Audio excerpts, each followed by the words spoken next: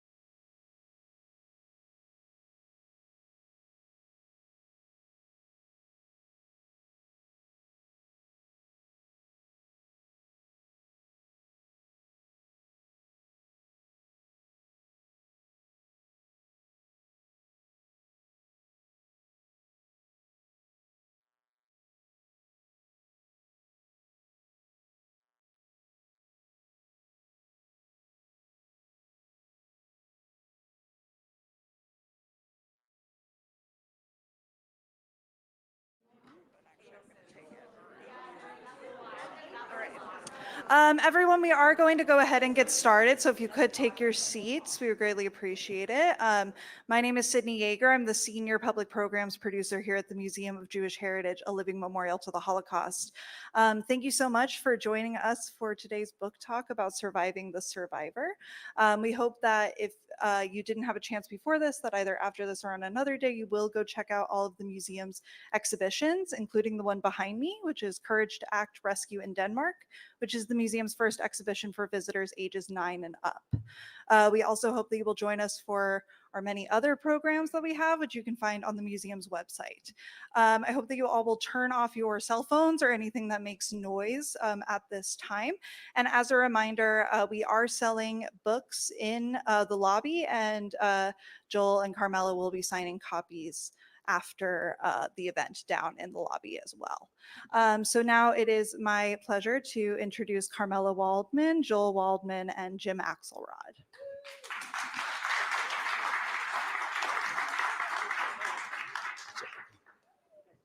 Thank you all for being here, especially to the Highland Park folks, my hometown, and about 20 of them said they were coming. 2 are here. So Bill Bloom and Rob Crozier, special shout out to you guys. For those who do not know the man to the left of Karm, he is among the most senior CBS national correspondents, very well known. He true crime fans. He also will occasionally host 48 Hours. I wanted to be Jim Axelrod.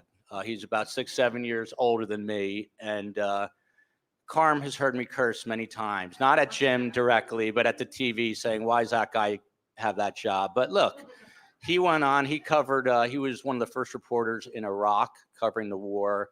I remember, he won't remember this, but I remember, because I idolized him, bumping into him at the Miami airport, and I think he said, hey, I'm just coming back from interviewing Paul McCartney. But look, I had a podcast, and my first guest was my mom. So we've had kind of parallel careers here.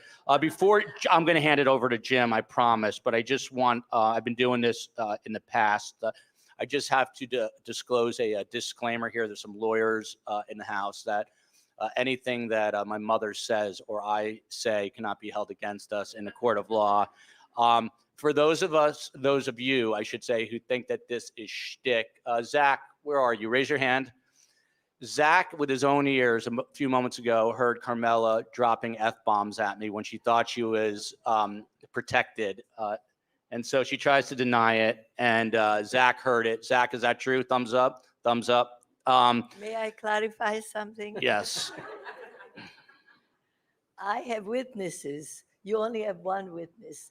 You need, according to the law, you need the 2 witnesses, and I have more than 2 witnesses that I don't curse with anybody else except with you. She's going to do this all day. She's not going to talk to the mic. By the way, there's also a lot of people following us today virtually. So thank you to everyone watching us virtually. One more quick thing that I want to, 2 more quick things, and then I'm handing it over to Jim. Just a day in the life. Before we left, my mother said, what are you wearing? You look like a waiter. To which I said, thank you. I got a beautiful email last night, absolutely amazing email, and it was titled, your book is a masterpiece, which brought tears to my eyes. And I showed it to Karm, and she doesn't just insult me, she insults all of you. She said there's a lot of crazy people in the world. And lastly, I'll leave you with this. For some weird reason, Karm and I are bringing humor to 2 things that really are associated with humor, that is the Holocaust and true crime. We're probably in the wrong 2 genres, but this was the night before we were getting ready to go on the book tour. My own mother, this is my mom who gave birth to me, said, it's weird that fate brought us together. Why are you doing this to me? To which I responded, you realize I have branded your image on books, cups, and podcasts in your 85th year of life. To which she said, I couldn't give a shit. She said, I have so much to think of. I have to bring my laxatives, my hair, my makeup. And she said, the next book, do yourself, don't do with me. To which I responded, please don't die anytime soon. I would miss her, but also my father sadly passed away. And in Jewish religion, you have to say Kaddish for 11 months, and it's a giant pain in the ass. So I said, please hold on. And the last thing I'll leave you with, and I'm handing it over to Jim, who is the legend. Karm was concerned because she knows Jim's a big deal. And she said to me, she controls everything. So she said, did you send Jim the book? And I said, I sent Jim the book. And she said, did you send it in the mail? And I said, no, I gave it to a homing pigeon. So that was it. Last thing, real quick. Don't do a last thing. Just one last real, Jim's even getting embarrassed now. But the very last thing is, I had a lot of water before the last trip. And so we went out. No, and don't do that. she asked me at 54 years old if I need to go to the bathroom. And then it occurred to me that I did need to go to the bathroom. And then as I'm walking to the bathroom, she says, don't forget to aim. So this is not shtick. This is reality. Jim Axelrod, the floor is yours. Thank you. So, again, guys, I cannot tell you how big a deal it is for me personally to have Jim Axelrod here. Well, thank you. And good afternoon, everybody. It's great to see everyone. It is actually such a blessing that you asked me to be here. We all come from the same small shtetl in central New Jersey, and it's been a couple of rough weeks there in Highland Park. We've lost some wonderful people, and so the fact that Highland Park can be attached to an hour of lightness and entertainment and warm exchanges between mother and son is a particularly moving thought for me. So thanks for having me. Joel, I want to start out, I know most authors always say the same thing. They don't like writing, they like having written. Can you relate to that? I can actually, to be honest. I'm just such a anxious guy by nature that for me, just to broaden it out a little bit, it's everything around the podcast that drives me crazy. It's the book and the guests, it's the array. But once I'm in the podcast, I'm in the zone. Same thing with the writing. I actually find writing incredibly like meditative. I mean, I am known to pick up my laptop and slam it down in front of strangers, but for some weird, I'm not a big music guy. I'm a big like news talk radio guy, but there's a place in Miami, shout out to the Citadel, which is like a hipster food court with tons of noise, tons of people. I put my headset on and no idea why. I listened to Johnny Cash on a loop while writing this book, probably 1,000 times. And I just sat there and it was very cathartic for me. So the thought of writing another book, which I'm planning to do, is a little daunting, but this was actually kind of a pleasure to write, but it is a hard process. Karm, when Joel comes to you and says, hey, look, I want to do this. I want to write a book. How did you process that? And what made you say, yes, let's do this? Basically, anything Joel wants, I always say yes. But you must have had a calculus. You knew that he was going to be revealing, exposing, bringing your relationship out for everyone to take it in. You overlook the fact that I was married to a psychiatrist and that I was a therapist myself. And when people are in that field, they have to deal with their own issues. So they are open and aware of all their crazinesses, of all the foibles, of everything. So it was, for me, not to reveal is kind of boring. Kind of boring? Yes. And meaning, and I get that. That's a very important point, that you're not, there's a lot of energy that goes into suppressing. But if you're free from that obligation of spending the energy suppressing, I understand why you could feel that that's a better way to live.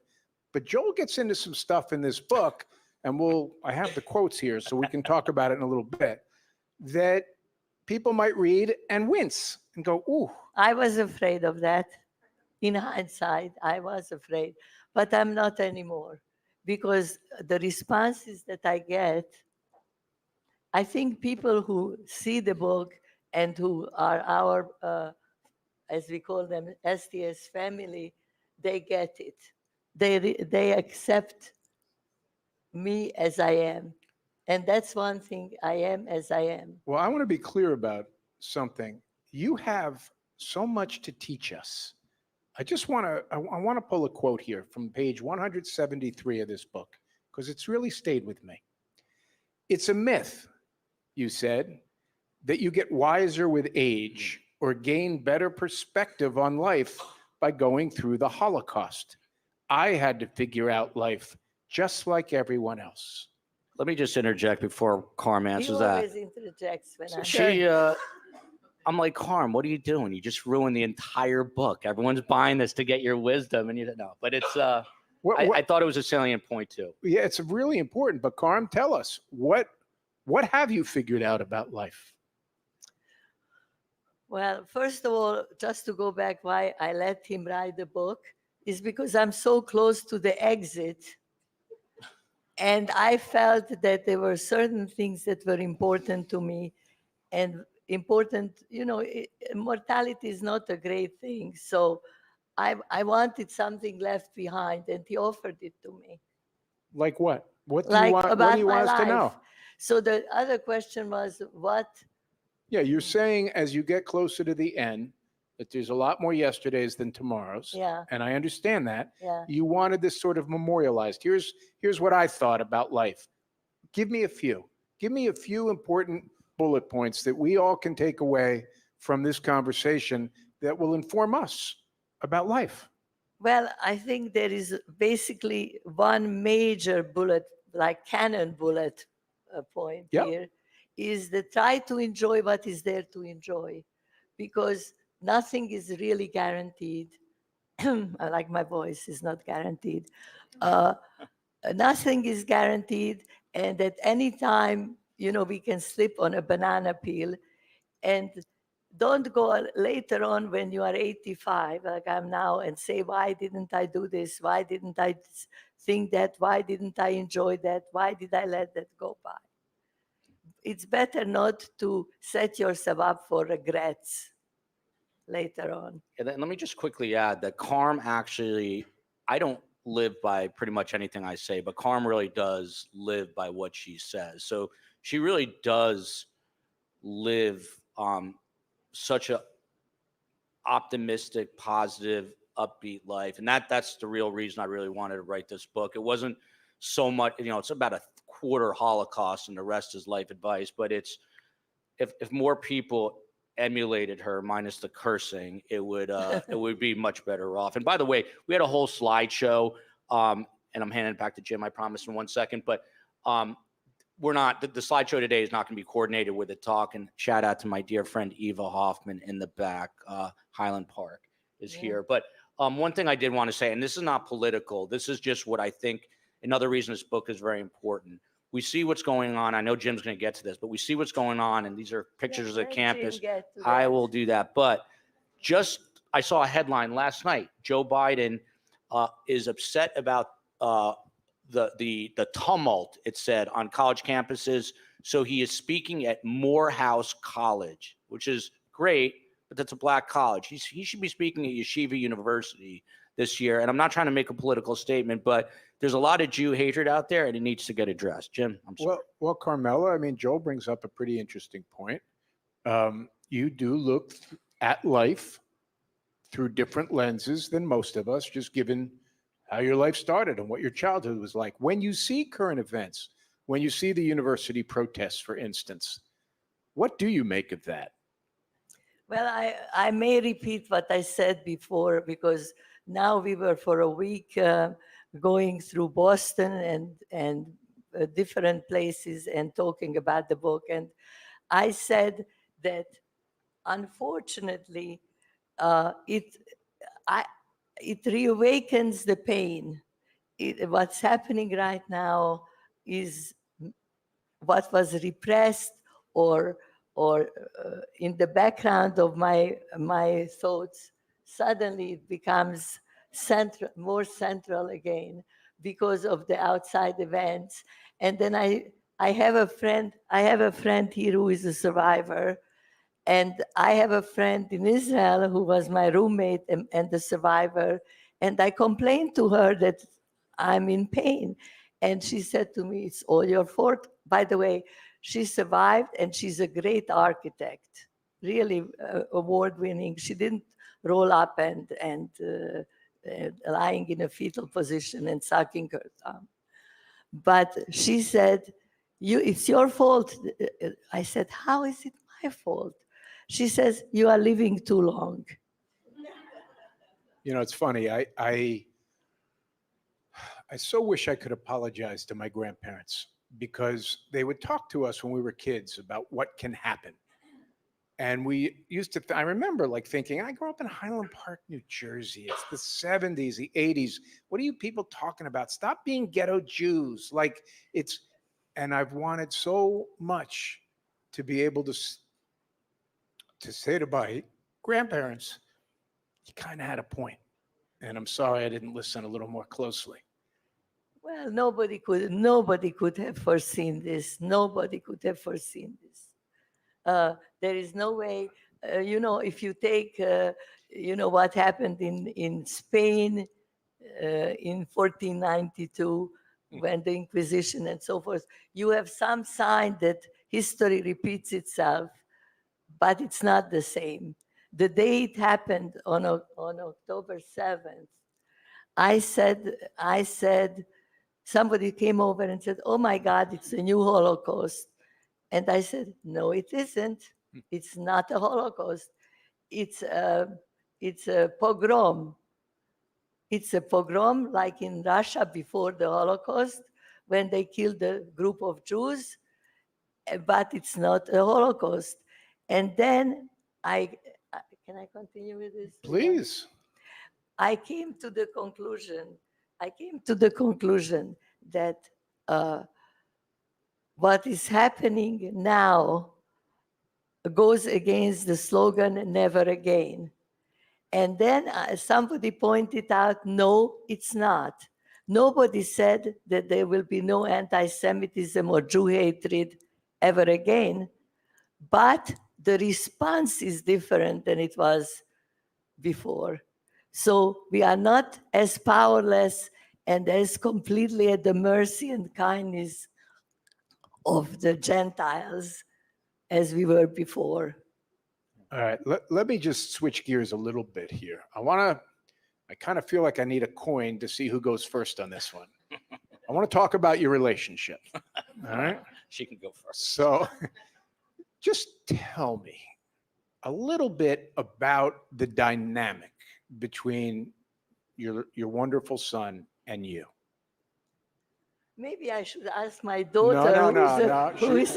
That's next. We can have that conversation some other time. I got to hear from you. Hold her down, Jim. Well, I have a theory, but the bottom line is that I spoiled him rotten. With what consequence? That he turned out wonderful. I mean, not perfectly wonderful, sort of wonderful. But the reason I always give myself attenuating circumstances. And what happened was that before we had Joel, after we had Arden, and we were in seventh heaven when we had Arden. And then we had a boy, and unfortunately that boy was sick, born with a genetic problem and was going to die no matter what we do. And then by accident, I got pregnant and he was born. I was an accident. He was an accident, a happy accident, because we didn't expect at that moment, my husband and I, that we would have a son. And then the spoiling started, Not enough. It's never enough, Joel. Never enough. But what do you, Joel, when you're listening to this, there was a very specific point of view that came screaming off the pages. And so I'm wondering how you would characterize your relationship with your mom and also your need to write about that relationship. Yeah. I'm going to answer that in 2 seconds. I just want to hop right back to one of the points my mom made that I think is really important about the Jew hatred going on. And I think that's what it should be called, is that she made this point up in Boston and to New York media. She was actually on the Catholic News Network, which I thought was interesting, and said that, look, they might be coming for the Jews today, but tomorrow they're going to be coming for, the LGBTQ community, the Muslims, and it's true. They're not just coming for the Jews. They're coming for everyone. And the way I had been starting these was just taking 30 seconds of silence, which we're not going to do today, but just to, instead of just saying never again, like, what are we all going to do? Not just about the problem that's going on right now with the Jews, but a greater problem, with society. But to answer the question with my mom, in a word, it is dysfunctional at best. But look, we have just this unbreakable bond. I've always had it. And I think it has to do with the fact that my mother did lose a son, which is another reason I wanted to write this book. I mean, I didn't even know this guy's name probably till I was out of high school, out of college. And that's one of the reasons. I mean, my mom is, we do true crime in the podcast. But I say this half jokingly, half serious, is that my mom is like one widget away from serial killer status, because she's so good at being able to compartmentalize. I've become friends with BTK, is a notorious serial killer, with his daughter, and he's famous for being able, it's almost like a Rubik's Cube. He can have one affect on one side and then another. And my mom is just, in a very positive way, she just knows, she does not dwell on anything negative to an extreme. So I didn't really know. I just had these like kaleidoscopic images and understanding of both the Holocaust and what happened to my brother. But when my father passed, which happened during the writing of this book, is when I really saw it kick in. So Karmela, Joel just brought up a point that I kind of feel like we got to dive down on a little bit. I think you could probably conduct a master class on how to put one foot in front of the other and keep going. It's an essential life skill, no question. But when Joel says that it actually goes to the extreme of he didn't know anything about his brother who had died, and that there are some mysteries, I think you said till out of high school or into college. Was this a conscious choice you were making, or was this the way that your psyche had evolved just to be able to get out of bed in the morning? I don't know what causes people to be optimists. I think my daughter is also an optimist. And I think that was genetically like that. And then I discovered things about myself while he was writing the book. I didn't think it through to the point what it does to you when you're a 5-year-old and they, without any early warning or preparation, they take you by the hand and they push you into a nunnery and they leave your parental unit. What does it do to you psychologically? And I think that's when my training in repression or denial probably started. But I think it was combined with my optimism. I've always loved the quote that you live your life going forward, you understand it looking backward. When you look backward, the fact that nuns saved your life, what does that do for your sense of hope and possibility? And balancing that against the horrendous stuff we're looking at today. I think that they were always, first of all, I believe in this. Just take the United States. In the United States, there are 330 million people, okay? Maybe 500 kids demonstrate at which NYU or whichever college you want to go. The media, no offense to you, none taken. But the media is there and they film it. It looks like the whole country is doing it. Yeah, which, by the way, right now as we speak, there's a pro-Hamas protest going on. There was supposed to be media here, but they sent them all to Central Park. And look, the media has its agenda. I will say this. I mean, CBS and Jim are one of the few reporters left that have really come at things objectively, but it's a problem, I think. It is a problem. Yeah. But just getting back to this notion of, it's interesting, you talk about optimism. I've always thought, so optimists, right, they can only be bitterly disappointed pessimists can be pleasantly surprised. So I kind of like where you're going with that, but the fact that you've maintained an ability, given what you've seen, to just put one foot in front of the other is remarkable to me.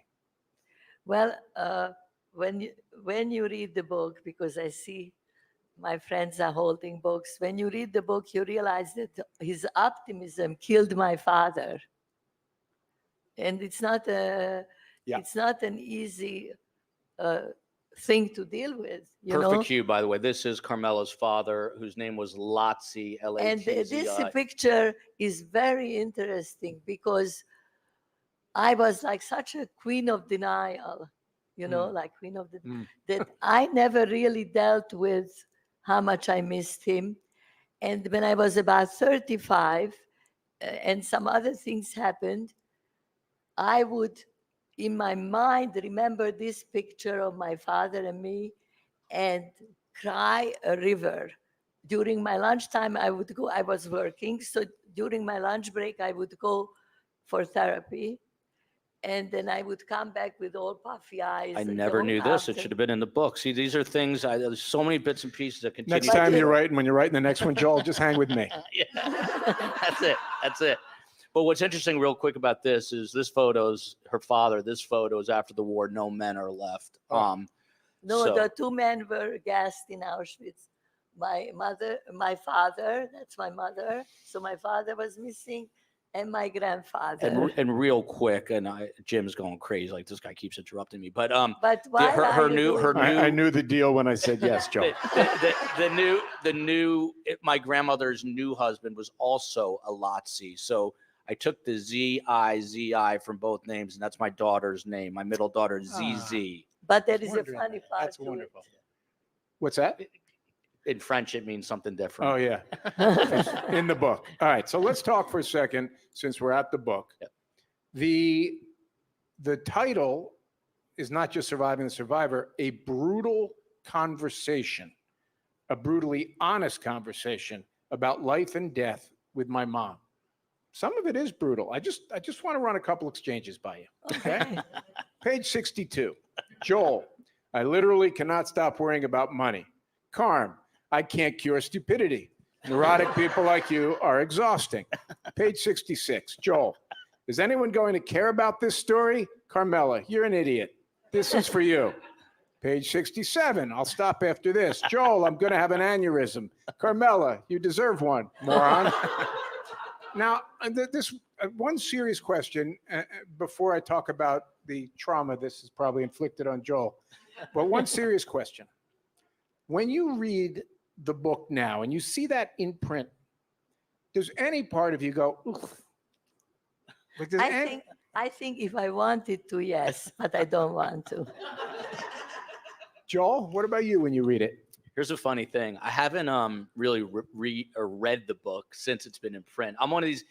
The minute we do TV, the minute this is over, Karm's going to say, "Where's the YouTube link? I want to watch. I want to watch." I never watch. I don't know if you, Jim, if you like to watch yourself, but I don't. Never. But I just wrote what I just wanted to get I recorded it's a series of recorded conversations that I then developed more into a story based on those conversations. But these are the real conversations. And it's interesting because my mom is so optimistic and positive. There's a line where she says, if it's a money problem, it's not a problem. But No, that I have to clarify once for all, because it meant my mother used to say that during World War II, that the money problem is not as much of a problem as some other problems, like being killed on the spot or something, little detail like that. Yeah, when you move to Miami, and your net worth is not $850 million, it's a problem. But Joel, you said you haven't read the book since? No. Since I have All right, not. stay away from page 115. But let me ask you, Joel, Surviving the Survivor, the title, what are you surviving? Great question. So the title really came about because my mom has all these crazy, my mom says things that I do not hear. I'm completely immune to them at this point in life, but other people pick up on them and are like either hysterically laughing or wondering the same thing as me. What is she talking about? For example, every time we finish a long car ride, she says, "Thank you for flying Ozark Airlines." I'm like, what the hell is this even? Never heard of Ozark Airlines. Maybe Jim has. But so there's just weird things that she says. And I completely, what was the question?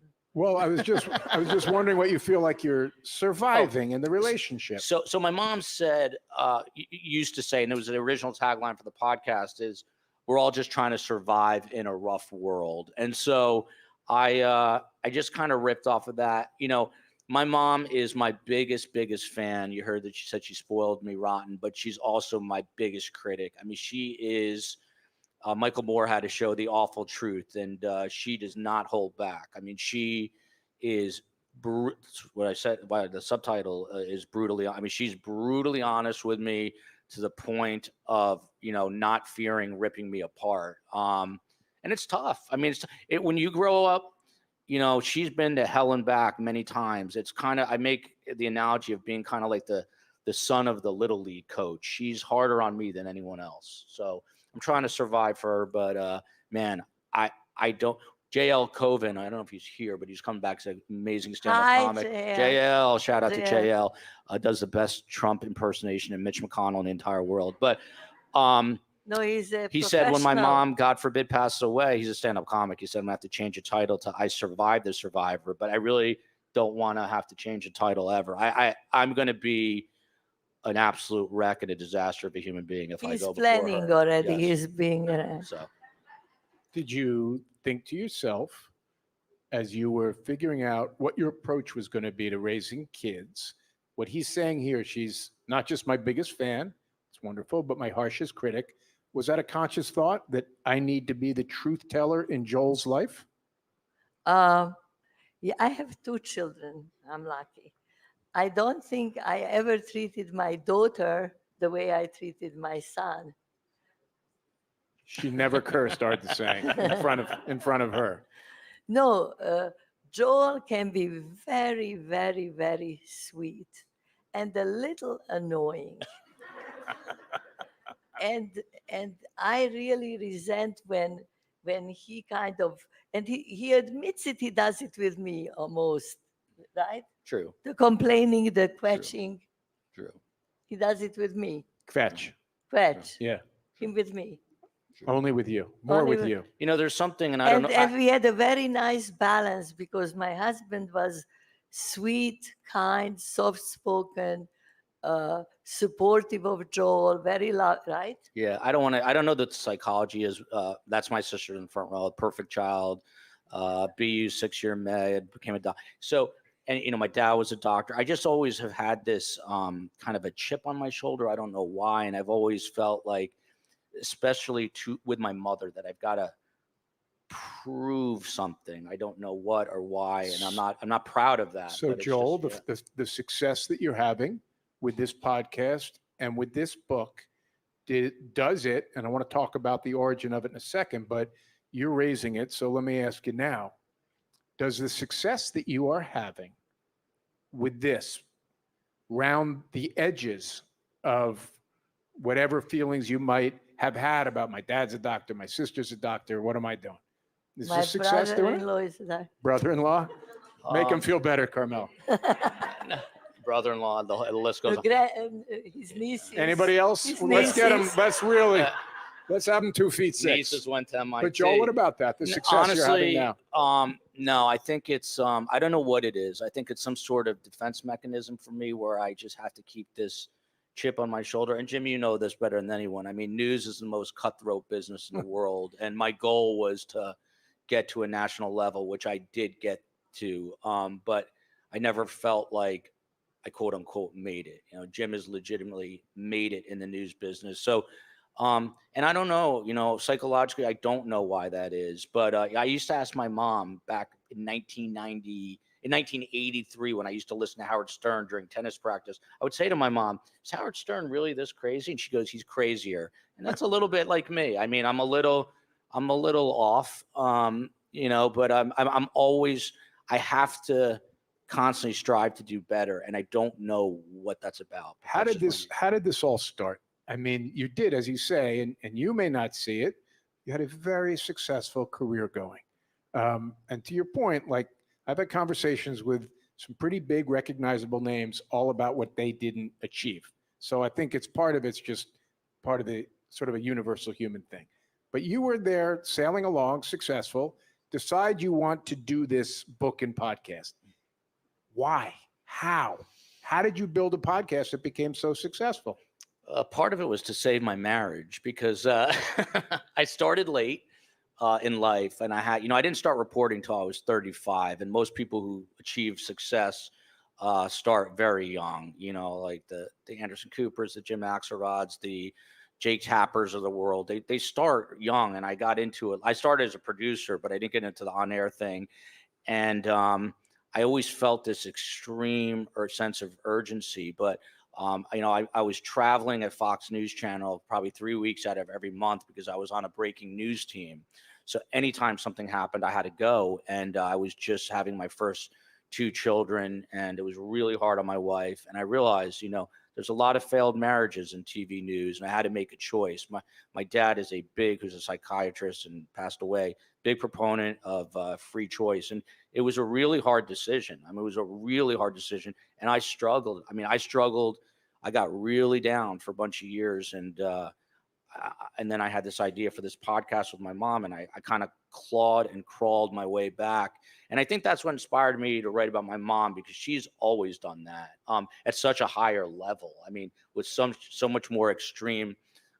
We're talking the Holocaust, we're talking the loss of a child. I'm talking a career that I was trying to come back from. But I think the big lesson in the book, one of them, is that no matter what you confront, you can overcome it. And also that everyone has these amazing stories within their own families. Why true crime?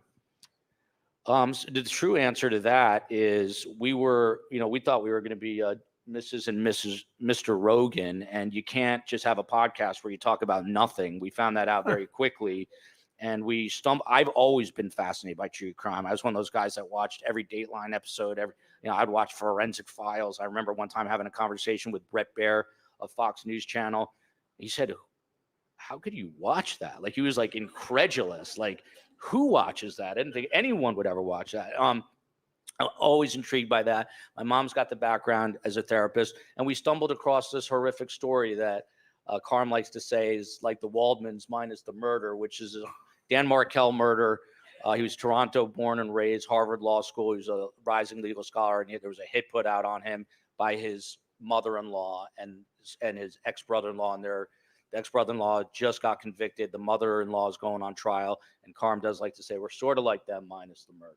So that's how we stumbled into true crime. They sound nice. But true crime has a psychological facet to it, and I was always into that. Yeah. So sometimes I do crazy things, like I watch a movie starting it on purpose in the middle and trying to figure out the beginning. Psychologically. But we also have just to plug the show for 1 sec. We have really the only show that is a live nightly show that recaps with the best guests. We really do have the best guests. So everybody. We recap, and it's brought me back to, I love news. I've always, when people were listening to music and MTV in 7th grade, I was listening to talk radio. So it's brought me back to my news roots, and it's independent media, and I think it's the way of the future. How demanding was it for you to build this? Unbelievably. I worked on this so much harder. Oh, he suffered so much. I worked on this harder than I've worked on anything by far. Anything that I ever did at Fox News nationally, Fox News locally. I spend 16 hours a day working on this probably still. Karm, I am not going to sit here and conduct an interview and not ask you about your profanity. You curse like you would make a sailor blush, okay? And I want to ask you, my theory was, as I was reading this, was it makes perfect sense. Why observe the laws of social interaction when the laws of society didn't protect you at all when you were a kid? So maybe flaunting those laws is your own little way of commenting. I don't know. You tell me. I have a theory. I have a theory about many things. I have a theory. My theory is that, I have witnesses with whom I interact, and I never use curse words. My husband never used curse words.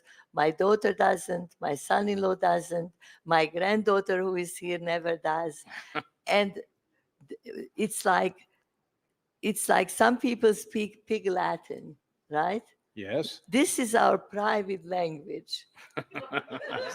Not anymore. That only Not you- anymore. Well, that was my point. Yeah. Once Joel elected to include that, there was I begged him not to, and I have to tell you that in the postscript. in the Audible, Ah, I cleaned it up. By the way, You did. Audible was a living hell. It took us forever because every time we got to a word, my mom refused to say it. I was like, I recorded you saying it. I'm not saying it. So the Audible is actually clean, but it took about 30 years of my life away. but there is this postscript on page 291. I Karm did writes that. at the end of the book, "Dear reader, after I read this manuscript, I felt embarrassed by my use of four-letter expletives. I decided to work on eliminating curse words. Hopefully, I still have time to change. Fondly, Karmela." First of all, how are you doing on cleaning it up? I think I'm making very slow progress. That would not surprise me based on what I watched. No, So it's almost instinctively, and you don't use any profanity, right? Me, never. all right, we're gonna throw this open in a second to questions from the audience. But before we do, I would like to ask you both: is there anything you learned about each other through the writing of the book, through the book tour, the talking about it, through the conducting of the podcast since that started? Is there anything you've learned about either each other or yourselves that you didn't know prior to engaging in this process? Well, I learned, and it will sound like I'm buying off Joel, but I learned that he is talented writing. I thought that he writes well. I think he's talented in creating this podcast and creating this whole thing. And he's a very much more. He has the luxury, the way I see it, to have his emotions than I had in my life. Mm-hmm. And I should be more behaving according to that he is more emotional, more responds emotionally than I do. And I think we are different in that sense. But you developed an admiration for it. I do. I like his vulnerability. He's much more vulnerable than I am. Joel, just listening to that, what's your reaction to hearing that? You know, I can't go anywhere without bringing this slide up, which is hard to look at. But this is my mom with my dad at the wedding, and then as he's dying. And you know, one of the major things it's not that I learned, but that I saw firsthand was my mother surviving in real time, because she admits it, and I knew it. This was harder for her than the Holocaust. This was harder for her than the loss of a child. This was her husband, my dad. Her husband is 63 years. And just to watch her strength, I don't think, again, there's a little bit of a psychotic aspect. And I say that in a loving way, because I don't think I saw her cry, maybe once, but she just has this unreal ability. And her grandkids, and now she's got great grandchildren, are seeing this, like seeing how she's continuing to move forward despite everything. But, you know, the thing that I learned, to get to the answer to that question, this is going to sound like I'm blowing smoke up her ass. It's that I have the exact perfect mother for me. And not all moms are perfect, but without her, I'd be absolutely nothing. And I mean, I'd be nothing. And there's such a focus in this world on, you know, athletes and stardom and Kim Kardashian. And the only person, for some reason, whose approval I feel like I need is my mother's. And that's the only person that I really look up to. And my father too. But with him gone now, it's her. And, you know, I worry because without her, By the way, one of the inspirations that people find funny for this book is when we were just talking to people, we were talking to Carol Baskin of Tiger King, and my mom was calling the show Lion King because she never heard of it to her face. And Carol Baskin loved her because she's so relieved that someone wasn't going to annoy her about Tiger King. But she said, your mother is like my beloved tiger. She's an endangered species. And that was one of the impetuses for me to get cracking on the book. I wrote this book at an insane pace. I wrote it in 4 months, which is abnormally quick. And I succeeded in convincing him not to rewrite and rewrite and rewrite and rewrite. And now he never rewrote. I didn't rewrite this And book. the publishing company came and said, we want your book. The publishing company came, and when they weren't rewriting it either. They didn't change anything. The editor wrote me a beautiful note. She said, over the 1,000 books I've edited, this is the most meaningful book I've read, and I wish you the best of success. Let me kvetch, which means whine, for 1 second.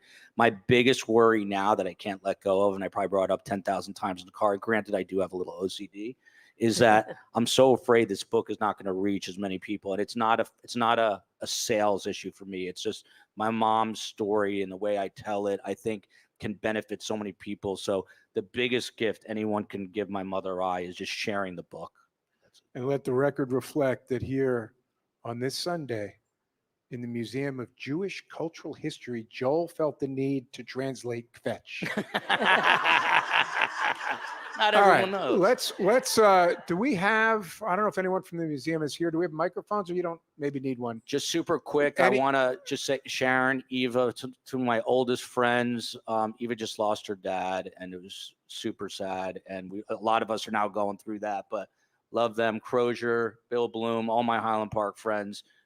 Thank you. JL Covan, stand-up comic. JL, stand up for 1 second. Up, you are a 1 second.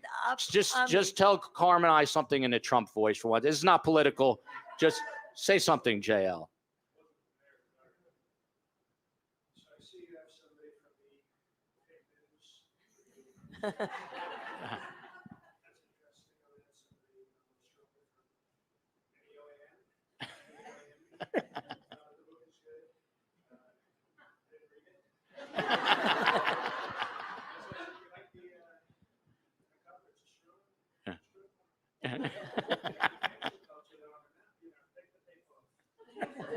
Mr. Trump, what's the last book you read, Mr. Trump?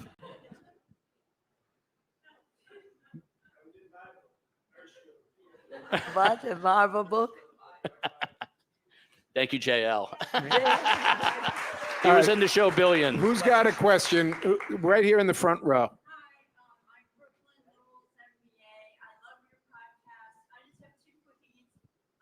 Joel, down there in Miami, you say sometimes how much things you don't miss about New York, but we know that you do miss New York.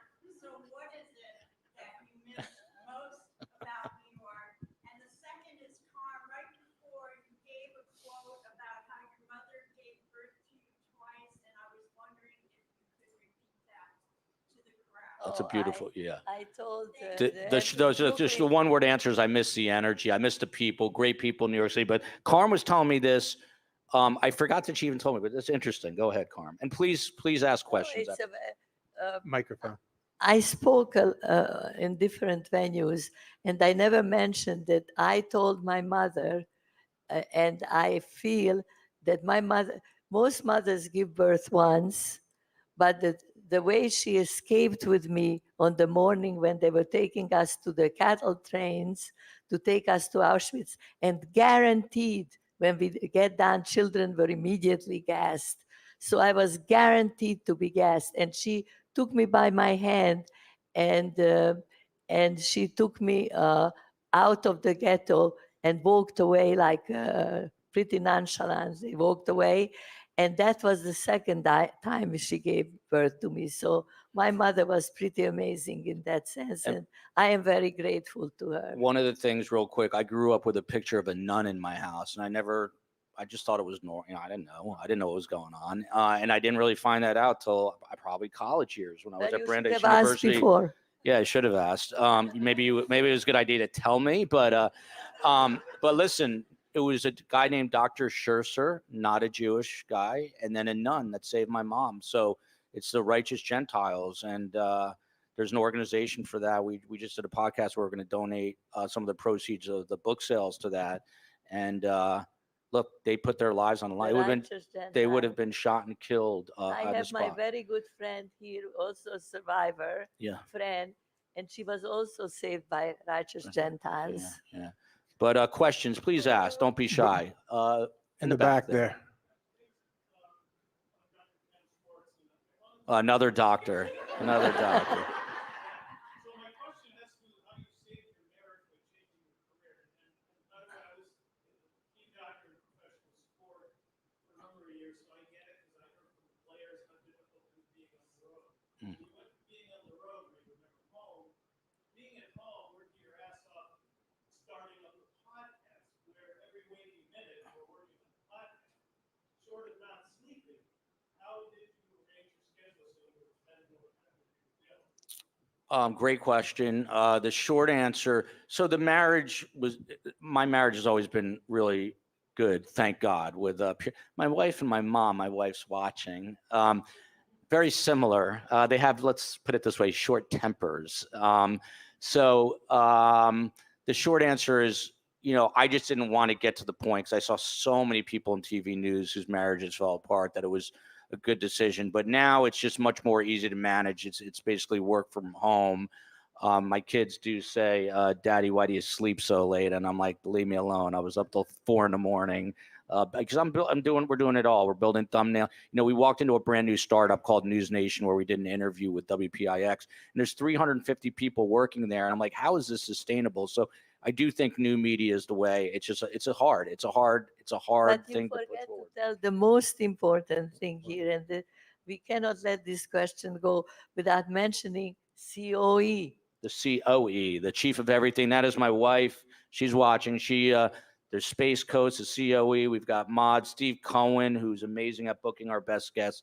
It takes I don't know, not a village, maybe a Volvo full of people for non-traditional media. But we're getting to the point where we need some more help, and it's a ton of work. But I love what we're doing.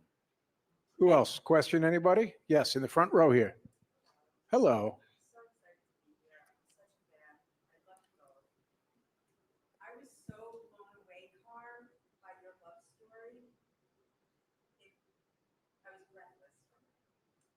I'm going through right now, putting my father in memory care. It's very difficult. I want to know what advice you might have in holding on to the good of saying goodbye to somebody that you love so much and coming to peace with the fact that it is goodbye. I'm struggling. Your book is really helping. Thank you. So the question for those who couldn't hear in the back. You can't interpret, maybe you can interpret for me, but Yeah. just in saying goodbye to your husband, how you got it on paper was just so beautiful. And your love story is amazing, but you found some type of grace and peace, it would seem, in saying goodbye to your husband to allow you to actually be here today and move on. He was very The question was, how do you supportive. say goodbye to a loved one? Yeah. He was very supportive of the podcast. He was very supportive of the podcast, but saying goodbye to him, I think what helped is that it was a very, very slow process, because I see people who lose somebody suddenly. It's such a shock. And this is like, I knew when after he had his pneumonia and he was on tube feeding and he had to go into a care place, I felt I have to see him every day. I have to hold his hand, even though he doesn't know maybe part of the time that I'm there. And slowly, slowly in my head, the separation happened very, very, very, very, very, very slowly. And don't think it's over. I was making the joke during the summer. We did a lot of things. We had a wedding in the we traveled. I said, I'm scheduling my depression for the fall. And we have the unveiling, which we have to go. We a are week next from Sunday. Sunday. We are going for that. Beautiful way to end the trip. I keep telling my mother I'm leaving a book. And I kind of need to be alone when I We like to really cut each break other. down. You know, I She likes to can't. be, but I told just my make mother I'm I use leaving, a lot of humor to avoid the pain. and I told my mom I'm leaving a copy of Surviving the Survivor in a Ziploc bag on my dad's. Jews leave stones, so I'm going to put a stone on top. She said it's the dumbest idea I've ever heard. You can't read it. So she said- Karmela, while we're here, because I do think I always love to hear from folks who have a lot of life experience. So you had this, what comes across in the book as a loving marriage for 60 plus years. What's the secret? Be married to a nice man That's rule number who one. puts up with me. There was not a day that went by where my mom did not scream at my dad, and I would say to my dad, all my friends know this, Dad, how do you put up with that? What are you talking about? I mean, she yells at you. He goes, oh, it just goes through one ear, out the other. And I used to say I yell with love. We're getting close, but I just want to show some pictures. This is my mom and I. We went in for the epilogue. We went back the first time ever to Serbia. This is her synagogue, which is a historic landmark now in Europe. There was 8,000 members there before the war and far fewer after. This is us in front of the home where my mother grew up before the war. You can tell my son was wildly affected by it as he's crying. And this is my mom and I in front of the Catholic school where she was saved. And of course, just so you guys know, this is my mother's grandfather and my great-grandfather. Since my grandfather was murdered in Auschwitz, nothing remained, so they could only put his name on the tombstone. His own father's grave. Yeah, so there's nothing of him there other than his name. All right, so we're about out of time, and we have one more question. Time for one more, and there I see the question asker. In a world that feels like morality is turned upside down and everything's topsy-turvy, I became obsessed with the podcast because of the Dan Markell story, because I knew Danny. I was an underground worker when he was in the law school, and I didn't know him so well, but I knew him as a circle of friends. I'm just wondering, how did you come across the story? Was it from the news like we all did, or did you have a personal connection to any of the facts? Okay. So it was through the news. That's, really how we learned about it. Steve Cohen, who's one of, our quote unquote executive producer, he turned us on to it. And then we just really started digging into it. And in the process, I've become very good friends with Ruth and Phil and Shelley, who are Dan's parents. We've covered the case. It's our, OG case. And I'm actually Ruth is introducing us in Toronto, where we're going tomorrow. And Phil's taking us to dinner. So you meet that's the other thing about the true crime world. There's people who've experienced not great things. And so it's a very tight-knit community. And I'm excited to see them. I mean, I consider them family now. And we care about the victims too. And our policy is no politics. So I just want to wrap up with a thought. So this book is about a lot of things, obviously, and we've been really lucky to hear all the different points that the book touches. But I just want to express some gratitude here, because we live at a time where the survivors of the Holocaust are obviously reaching a point where there will be fewer and fewer to hear the direct accounts from. And I know there's been great work done in memorializing accounts, but I want to tell you how wonderful it was not only to read the book, but to hear you today share your accumulated life wisdom. You have such vigor and such life force. So thank you for sharing it with us today. Thank you for having me. Thanks Fantastic. a lot. Thanks, guys. And please give a round of applause to Jim Axelrod, a consummate newsman. And watch CBS News. Only Jim. And we're going to be doing a book signing. Hey, Danielle. Okay, the book signing is going to be downstairs. Please, everyone come, say hello, hang out. I know you guys have busy lives, but hang out for a little bit. We'll sign some books and really appreciate it. Thank you all so much.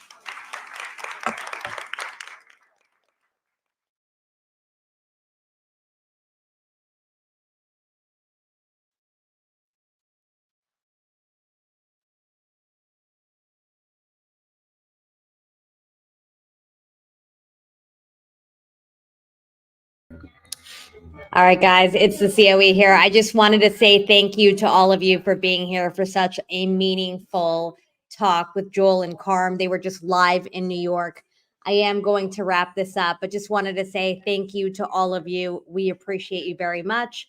And I will try to post some photos eventually of all of the book tour stops. Thank you.